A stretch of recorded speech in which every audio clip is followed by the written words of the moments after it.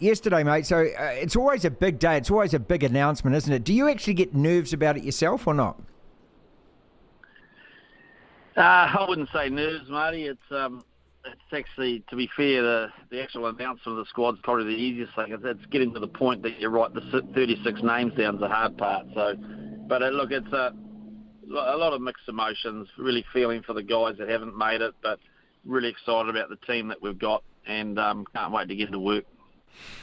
So let's talk about some of those ones that missed out. And I've got a few names here that I've written down who I thought may have been a bit unlucky. I mean, you've got your own as well, but I've got De Groot, I've got Jacobson, perhaps Bryn, TJ Bridge, Enor, Brad Weber. Any of those that you consider unlucky? Yeah, all of the above. And I think sometimes you judge an All Black team by the quality of people that miss out. And there's always good people that miss out, and I think a lot of the names that you're talking about many of them have actually been in an All Black jersey. We know what they can contribute, and so it's always a tough time. But it's the first squad of 3 that we named this year, and this is for 3 tests against Ireland, and in many ways it's pretty specific about targeting those 3 tests. So the door's certainly not shut, but it's they are very tough conversations to have, no doubt. So because it's the 3-match series against Ireland, are you inferring then that you're picking as much on what you've seen over the last however many weeks of Super Rugby, on form as much as anything else? No, well, we're picking, we have to pick to win now and win later, don't we? And, so we've got to pick with an eye for the next 18 months, but hence we've got 6 new players in this group, which is pretty exciting, particularly after a bigger squad we had last year. But, and I'll give you an example of some of the pragmatism of selection is that, we've got two loosehead props. We've got George Bauer and Aidan Ross, who we're pretty excited about and scrummaging well, but they're new and relatively inexperienced at the international level. And so hence, having the likes of a Carl Tuanukuafi here, who's here for 2/3 of the year, he's experienced and he's probably our strongest loosehead scrummager. So we're going into a test series where we know the set piece is going to have a real examination, and to have his experience alongside the 2 more inexperienced players, we think is the right thing, so that he can help those 2 adjust to the test level. So they're the sort of decisions that you make, and it's that potentially has meant that a couple of other people have missed out, who people think might have got in there, but they've all been given tasks. Like you mentioned, Ethan, he's definitely a promising prop on the rise. We need to see a little bit more from him around the park, but there's going to be plenty of opportunity later in the year for that. Ian Foster, All Black coach, after yesterday's announcement of the squad to face Ireland in the 3 tests upcoming after the Super Rugby season finishes. Just one quick question. Why did you decide to announce it yesterday before the final? We've done this before, to be fair. I mean, obviously the calendar's getting tight between Super Rugby and the series. We've still had the Super franchise has had a lot to deal with COVID and bubbles, and we've had no camps or no access to the player during Super Rugby window. So because of that, we need some time together. So we've got a camp this week for the non-finalists, and that's going to be important for us to get some of our work done, so that when we get everyone together next week, we can just have 3 or 4 days next week, and then we're into our first test. So it's really a result of the calendar, Marty. What position did you find the easiest to select? Well, actually, you're the first person who's asked me that question. Everyone asked me about the hardest decision, so well done. Congratulations. Thank you. I'll have to think about that answer. I think I don't think there was an easy one. If you look at, I think if you look at where we got to last year with about 40 players on that tour because of MIQ and COVID, and that's all been pretty well discussed. But it meant that it was really a matter of, we knew we weren't going to be able to pick everyone that wasn't All Black last year. Plus we had the newer players coming through. But I think when you look at it in reality, probably 10 would have been the easiest one, I think. And that was made really simple for us with Stephen Ferrafita's form, and it turned a bit of a problem area for us of depth in that space into an area that we're pretty excited with. I spoke with you earlier in the year, and you mentioned to me that you thought that, Beauden Barrett was foremost in your mind after the end of your tour last year, that you wanted to see him back in that 10 jersey and back controlling games. Have you seen that with his Super Rugby form, and would he be your first choice number 10 right now? Yeah. Well, I can't answer that. Yeah, I know you can't. I'll answer the first part. Okay. Just courtesy to you, but it's look, we've been delighted with his game. I thought last year he played well. You have to remember that he was, he was taken off after 20 minutes of that Irish test and didn't play the rest of that game or the French game. And he had a few issues to deal with over the summer, but I love the way he's played. He's done well, and quite frankly, I've really enjoyed the last 2 or 3 weeks with Richie. I feel like he's finished. So I think, pretty delighted with both their form. But if the question was about Bodie and what he needed, since the World Cup, I think it's been critical for him to get back into that 10 jersey and just to run a campaign. And so we're really pleased with that, with how he's done that. Yeah, I thought when I was watching the post-match interview with Kirsty Stanway after that, and he was just so modest about his form and everything else, but the big smile on his face said to me everything. We spoke to him, I think, a couple of weeks ago. He looks as though he's really enjoying his rugby. And I know that, it's probably a trite question, Ian, but how much importance is placed on that you translate that to the players? Guys, you've got to get out there and you've got to have fun. This is a great thing that you're actually doing, and trying to take away that stress from the weight of expectation or the weight of what they want to do and try to do and so forth. Oh, there's no doubt about it. That you can't hide from it, can you? You can't hide from the stress of everything. We understand that. But, the art to performance at that top level is just to be able to go out with a pretty clear mind and a bit of a free spirit and say, okay, well, I'm just going to trust my instincts. And for us as coaches, we're trying to create structures and platforms that they can play with. But the primary thing you want to achieve through that is just enable them, give them confidence to make whatever decision on what they're seeing. And I think that's what we're seeing a lot with Bodie now. He's responding to that. But there's lots of components that enable that to happen, though, Marty. It doesn't just happen because a player decides it. It's because they're getting the speed of ball they want. It gives them a bit more time. They're on the front foot. All those things make a 10 smile, to be honest. Ian Foster is with us, the first All Black squad of the year announced yesterday. How much of the combinations have been really important to you, and especially like looking at that Blues, because you've picked the 9, 10, the 12 and 13, and that combination is obviously working really well for that team. They've won, 15 in a row or something like that. So how much does that colour your thinking, if at all? Yeah, it doesn't really from a view of, okay, that may not necessarily be the combination we take in, but we've seen over time the value of guys playing together and linking with each other, and particularly in that area that you're talking about where they're making a lot of decisions, how they respond to each other. The more you want that instinctive, the better. And I think you've probably got the same, down the road where you've got sort of Richie and Dave Havili particularly, and now that Jack's back, you got a little bit of that coming in. So, there are some pretty good combinations, but our task is to take what we think is the best group going into that Irish test and make them a combination that's fluid like that. Ian, I'm not going to ask you about Roger Tuivasa-Sheck. I'm going to ask you this question, which you haven't been asked. How many questions have you been asked about him? Many. And yes, good question. So should I stop there? That'll do, mate, because look, everyone wants to know, don't they? But I was really fascinated with your comments on the All Black podcast, and that, we're all aware of him. We all know what he's good at. We all know how well he plays. You're the guy that's looking at it from a different perspective and a point of view. But, the potential, it was there from the moment he signed with rugby. We all know that, right? Yeah, there's no surprise the way he's gone about it, but the main question I've been asked in the media what I like about him, and I think the real answer is I just like his growth, and I like the where he's come from in February to where he's at now in June. Okay. And because quite frankly, that's what we have to trust, isn't it? Because there are some aspects of his game that he still needs to be tested on. And, you know, in terms of a midfielder internationally, you know, his triple threat game, you know, what is his wide passing game like? What's his short passing game like?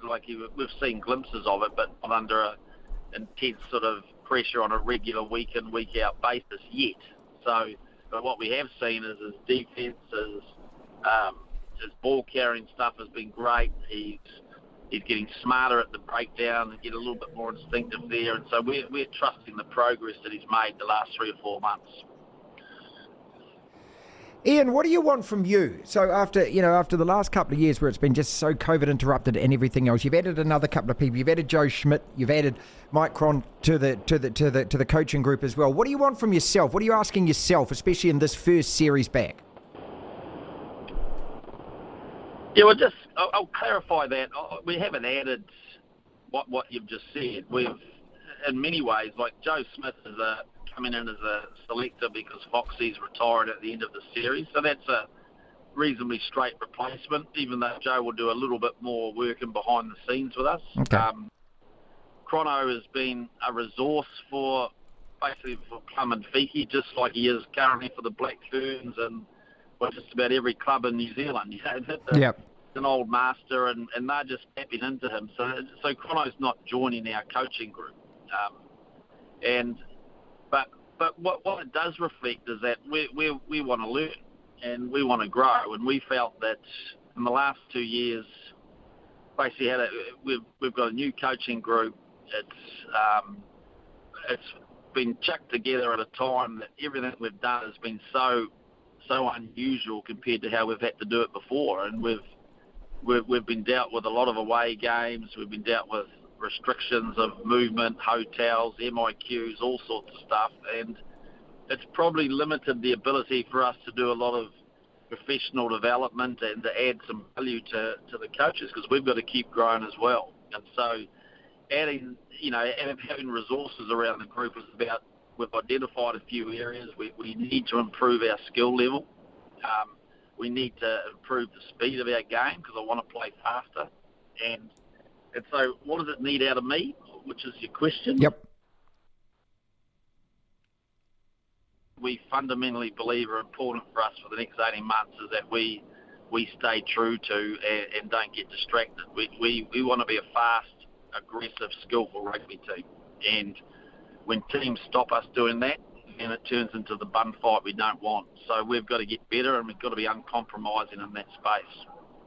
In terms of set piece, what you learned from the last Rugby World Cup, what you learned on tour last year, and the way that those Northern Hemisphere teams structure it, they try and disrupt us. They constantly infringe. Well, I believe they constantly infringe to stop our quick ball. They slow us down. They want it to be stop-start.